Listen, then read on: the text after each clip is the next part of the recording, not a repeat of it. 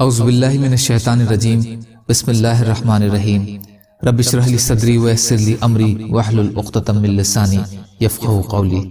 ریاض الصالحین دوسرا حصہ، کتاب الدعا۔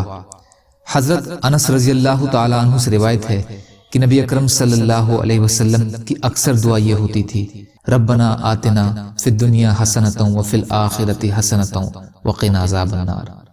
یا اللہ تو ہمیں دنیا میں بھلائی عطا کر اور آخرت میں بھی، اور ہمیں جہنم کی آگ سے بچا۔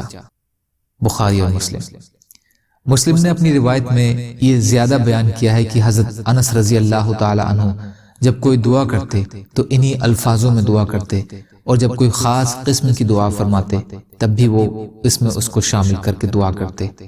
فائدہ: دنیا میں بھلائی دے یعنی اچھے اعمالوں کی توفیق دے۔ اس میں مانو یہ ترغیب ہے کہ ایمان والوں کو دنیا میں بھی صرف دنیا نہیں بلکہ بھلائی طلب کرنی چاہیے، جس کا مطلب ہے کہ دنیا بھی اس طرح دے کہ وہ بھلائی ثابت ہو، اور آخرت میں بھلائی دے اس کا مطلب ہے دنیا میں کی گئی نیکیوں کا اچھا بدل یعنی جنت عطا فرما۔ بڑی ہی جامع دعا ہے۔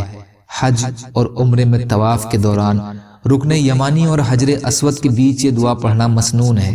لوگ طواف کے ہر چکر میں گڑھی ہوئی الگ الگ دعائیں پڑھتے ہیں جو صحیح نہیں ہے۔ نبی صلی اللہ علیہ وسلم سے صرف ربنا آتنا فی الدنیا حسنۃ کا اس طریقے سے پڑھنا ثابت ہے، اس لیے اس کے علاوہ بناوٹی دعائیں نہ پڑھی جائیں، البتہ اپنی حاجات کے مطابق اپنی زبان میں اللہ سے دعائیں کرے، خاص ملتزم سے چمٹ کر خوب دعائیں کرے۔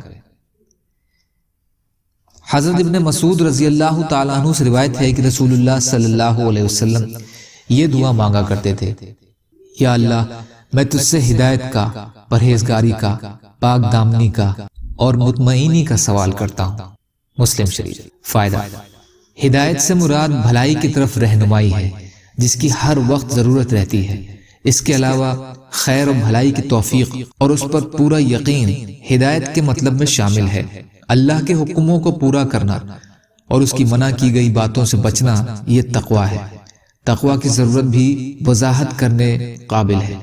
آفاق گناہوں سے بچنے کو بھی کہتے ہیں اور لوگوں سے سوال نہ کرنے کو بھی، اور غنا مالداری کا مطلب ہے لوگوں سے بے نیاز ہو جانا اور ساری امیدیں صرف ایک اللہ رب العزت سے لگانا۔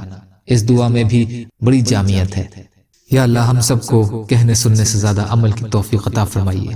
یا اللہ رحم کا، کرم کا، عافیت کا، درگزر کا معاملہ فرمائیے۔ جو مظلوم ہیں ان کی مدد فرمائیے۔ ہم سب کو اپنی استطاعت کے بقدر اپنا حق ادا کرنے والا بنائیے۔ یا اللہ سچی توبہ کی توفیق عطا فرما دیجیے۔ یا اللہ شہادت کی موت کا درجہ عطا فرما دیجیے۔ سبحان ربک رب العزت عما یصفون والسلام علی المرسلین والحمد للہ رب العالمین برحمتک یا ارحم الراحمین۔ لا الہ الا اللہ محمد رسول اللہ۔ والسلام علیکم۔